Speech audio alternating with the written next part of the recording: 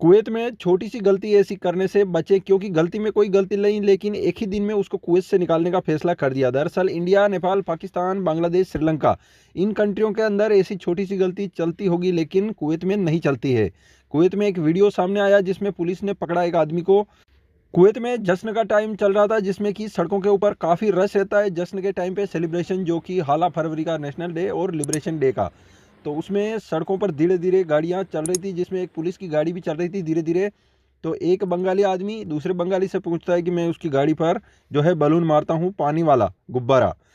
गाड़ी थोड़ी सी पुलिस की आगे गई, जैसे ही उसने बलून मारा, गुब्बारा पानी का भरा हुआ, उसके बाद में उसको पकड़ लिया गया उतर के तुरंत।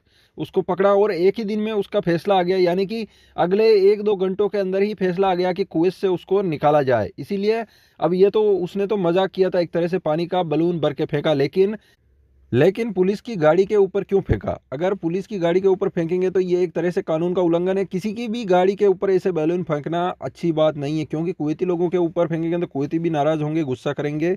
तो इसीलिए पुलिस की गाड़ी पर फेंकेंगे तो उसको एक ही दिन में डिपोर्ट करने का, कुवैत से निकालने का फैसला आ गया। ऐसे ही अब समझो कि अगर उसकी नौकरी होगी अच्छी, या फिर कोई काम करता होगा अच्छे से, उसकी फैमिली होगी, तो भी प्रॉब्लम है। कुवैत में रहता है तो इस तरह से इस बात का ख्याल रखें कि ऐसी छोटी सी बिना बात के, बिना मतलब की गलतियां करने से बचें। वो जश्न का हिस्सा था, लेकिन उसको ऐसी गलती नहीं करनी चाहिए थी, क्योंकि फाइनल फैसला कुवैत से निकालने का आया है फिंगर ब्लॉक करके।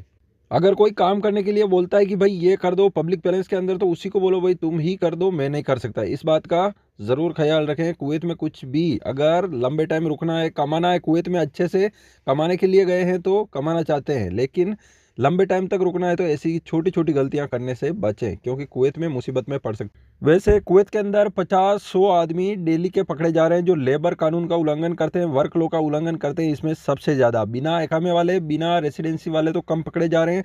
ज़्यादातर एकामा वाले जो कि रेसिडेंसी और वर्क लॉ का काम का उल्लंघन करने वाले पकड़े जा रहे हैं, जिनका एकामा उस काम का नहीं है।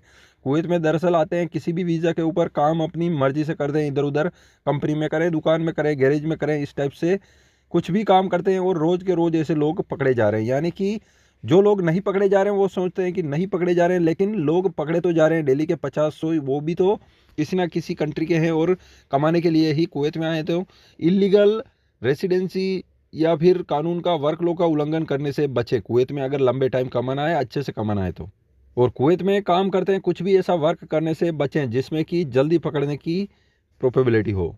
अगर ज़्यादा पैसे ही कमाने हैं, बहुत ही जल्द ज़्यादा से ज़्यादा दिनार कमाने हैं, तो अगर कुछ नहीं आता है, लेबर हैं, तो स्टील का काम करो, यानी कि सलिए का। जो सलिए की कंपनियां हैं उनके अंदर काम करो, उनमें पेमेंट भी ज़्यादा मिलती है, वज़न भी उठाना पड़ता है और अच्छी खासी सैलरी मिलती है। तो ऐसा काम करें। चैनल को सब्सक्राइब ज़रूर करें ताकि कुवैत की आने वाली खबरें मिस ना हो।